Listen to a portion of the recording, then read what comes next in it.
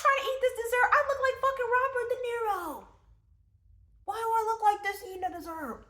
Welcome back to our Michelin restaurant series. Today we're talking about 2-star Michelin restaurant Stand located in Budapest, Hungary. The venison dish was bomb. It was the perfect end to the entree course. I was good. I could die happy. But then they had to deal with the dessert. They did the damn thing on the desserts. Now see, I wasn't even worried about dessert because the way that they like sweets around here, oh, I knew they were not gonna have a problem with the dessert courses. I did start off a little bit worried because they came over with this jar of brown sludge and they said it was pine syrup, like pine trees, like pine cones. So basically this was like pine tree, pine cone mixed with liquid. They let it ferment. They said it was like 2 years or something, and then it culminated into this brown sludgy goo. And they said they were throwing that on top of my dessert? I'm gonna opt out of that. We were extra worried too because it was a strawberry and rhubarb dessert. We love strawberry and rhubarb. My husband makes a really good strawberry rhubarb pie. Anytime there's some sort of strawberry rhubarb seasonal dessert at a restaurant, I'm gonna get it. We love that flavor combination, but when they pulled out that nasty looking goo, but it actually turned out to be really good. It provided a freshness to the dish. We were taught the miracle of the flavor of pine at the Clove Club. One of the actually good things that they served us was fried chicken bits that had a little bit of pine dusting seasoning, and that was really good. I mean, you can smell it and get a feel for how it tastes, but in really small quantities, it can really brighten up a dish. This dessert was the perfect combination of flavors. It was sweet from the strawberries, white chocolate, vanilla, tart from the rhubarb, a little crisp in there. It was nutty because it had an almond cookie at the bottom, perfect crunch, nice textural element, vanilla ice cream at the bottom, and vanilla kind of permeated throughout the whole dessert. It was a symphony of flavors. And that pine syrup, she was just back there being the perfect little stagehand, watching from afar, still a part of the production, but knowing her role. But she keeps everything fresh. This dish, 50 out of 10. Whew, I had to take a break, y'all. These Texas allergies are kicking my ass. I'm ready to go back. Get me out of here. I haven't even been here 24 hours and I'm already tired of this bullshit state. Anyways, the show must go on. Now, I love sweets, but this is where my stomach had to lock in. She had to buckle up, Buttercup, because we was about to have about 11 desserts. I said, damn. So we did have a choice between 2 different desserts. So I picked one, Michael picked the other. The first one, this one's pretty good. It's like a chocolate truffle. It's a pretty standard chocolate cream sauce, almost like a mousse. And then it had a chocolate sponge cake in the middle, a little bit of whipped cream on top. And then the candied walnuts were a good addition. I'm usually not one to care for nuts in dessert because it adds a bitterness to me that I don't ever really care for. But these candied walnuts were really nice. And now, the apple. This dish looked and tasted like a work of art. Look at how gorgeous this dessert is. This dessert placed 3rd in an international competition. Who the fuck won first? Just off presentation alone, who did it better? There's no way.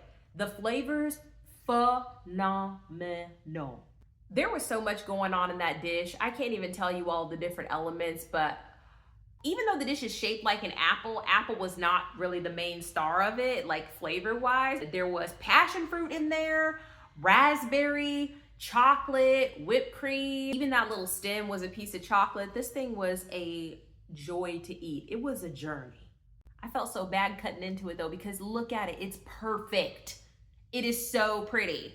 So the competition, apparently the theme was feeding the children. So that's why they tried to make it look like a fairy tale apple. So it'd be appeasing the kids. And then the little gold sprinkly dust on the bottom is chocolate soil with pop rocks in it. So you're just like eating this dessert and you have these pops in the back of your mouth. I mean, was it necessary? No, but it's a cute, like fun little element to it. But the flavor of the soil was actually really good. It was phenomenal, okay? We were also celebrating, so they brought us out a chocolate sponge cake. Look at that cute little dessert. So this adorable little cake, it has brownie at the bottom, and then in the center, there's sour cherry kind of jam, and then chocolate mousse. In the past, I have not been the biggest fan of chocolate and cherries. I know, But for some reason, like, especially because people insist on doing dark chocolate with the cherry, it's all too sour. It clashes. It clashes too much. It offends my taste. It's too much. It's too much. But they really came together well in this dessert. I was pleasantly surprised. Okay, honestly, it was pretty surprising how light this dessert was, because it was dense when we cut into it. Look at the knife they gave us. But why the comically large knife? Why did they give us this sword to cut this dessert? I mean, homie was about this big. So, I don't know. Why did you give us a machete? There was this cute older lady who had been like glancing at me across the room pretty much the entire dinner, just kind of like smiling like, oh, how cute are you? Super cute, super friendly. Naturally, because they brought out this cake, it was a whole spectacle. They brought the machete to cut it. The nice lady automatically assumes that it's somebody's birthday. So she keeps mouthing to me and giving me one of those little and so I pointed to my husband and I said, oh, it's our anniversary. And she was like, happy birthday to your husband. So like I said, we're full. I'm about to bust. Okay. I'm to the point where I can't even suck it in to look cute to leave the restaurant. I'm about to leave looking like I'm a good 3 months pregnant. That's how much food we've been served. And we've already had like 3 desserts already. But of course, when you leave these restaurants, they gotta give you a few nibbles and bites to remember them by, right? The petite fours. Well, the petite fours was actually petite 5.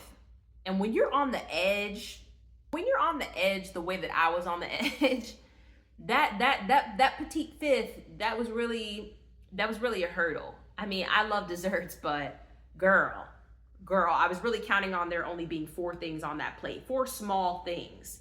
There were neither 4 nor small things on that plate. Okay.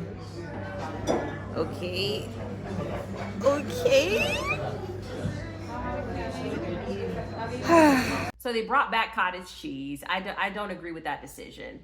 I just don't. It was okay. It was meh, but this was like an apricot cottage cheese little bite. It was whatever. The next little bite was a deconstructed tiramisu. My husband loves tiramisu, so he was excited.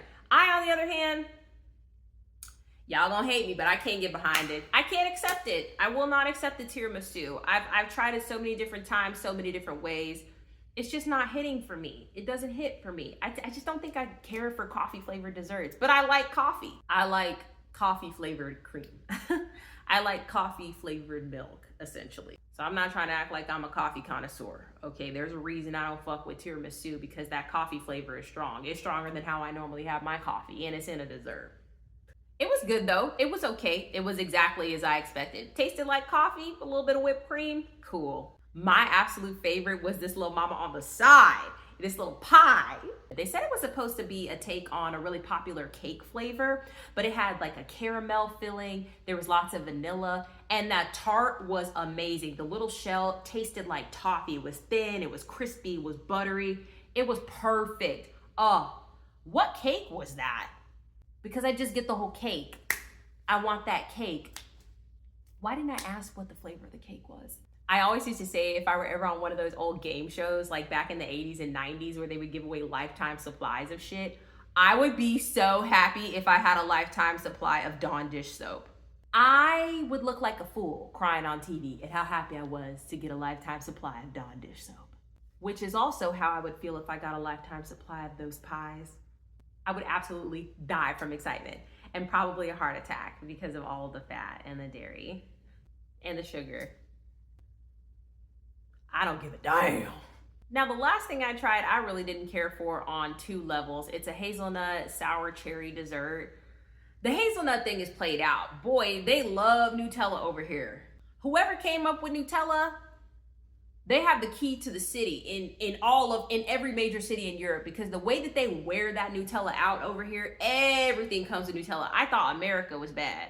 They trying to put Nutella on everything, y'all. It's like, okay, now. The person that invented Nutella, they're about to get a Nobel Prize, a Lifetime Achievement Award. The way they be parading Nutella out in the streets, anywhere you go, there's nowhere they're not gonna slap some Nutella on there if you ask. It's always available. But do you want Nutella?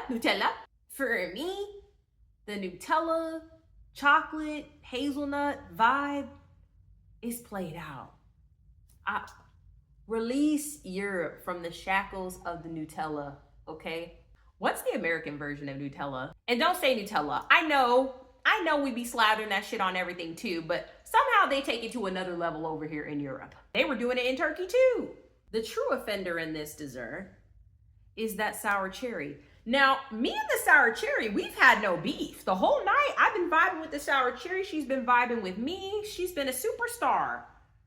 Why was that shit the most sour shit I have ever put in my mouth? I'm trying to eat this dessert. I look like fucking Robert De Niro. Why do I look like this eating a dessert? The cute lady I was locking eyes with all night, that poor old woman, she was so concerned for me. She was like, oh, yeah, girl, I'm dying over here. It's hitting me in the glands. Your sour cherry, it's doing too much. You're doing too much with it. It's doing too much. It's hitting me all back here, hitting me from the back. Phrasing. Why would you make a dessert so sour? I don't understand what's going on. And again, like I said, when you have cherry and chocolate, that shit can clash, and that's when it clashed. The sour cherry was too goddamn sour. It was an experience. I'll say that. They wanted to reintroduce the whole pine flavor thing, so they gave us like a little citrus pine jelly. That was adventurous. Everyone's so creative. That was a choice. Everyone's making decisions. They're not necessarily the right ones, but people are making them, and that was a choice. That was a choice that someone made. That happened to me. Yeah, I just didn't get it. We didn't really get it. It was weird. So there were definitely some hits and some misses, but overall it was a fun petite fives. Final impressions on stand, I liked it. I will say for what it was a bit overpriced. Probably about $100 overpriced. But they are cooking over there. A 2-star is always gonna be consistently good. Ooh, minus the Clove Club. Now, this wasn't my absolute favorite 2-star restaurant that we've been to, but it was really good. We had a lot of really good moments. I'd definitely say it's a smooth 8 out of 10. Really delicious flavors. The presentation was really pretty. There was great service. It was a really nice introduction to Hungarian cuisines, and I really liked what they did with the dishes. And there was nothing too offensive. Like, there weren't any misses that were like, oh my God, this is disgusting. It's just like, I wouldn't have made that choice. Not my favorite flavors, but for the most part, it was pretty solid and consistent. Now, I do still have 2 other 2-star restaurants that I really need to get to. Ooh, maybe even 3. One of these days I'll get there, guys. One of these days. Just enjoy the ride. But we literally just ate here a couple days ago, so while it was still fresh in my mind, I thought I'd get it out for you guys. Just enjoy the ride. The other ones are coming. But overall, stand. Nice work. This place isn't at the absolute top of my list, but they still provided us with some amazing food, great atmosphere, wonderful service. It was the best capstone to our perfect vacation in Budapest. Solid. I'd eat there again. And with that, I'll see you next time.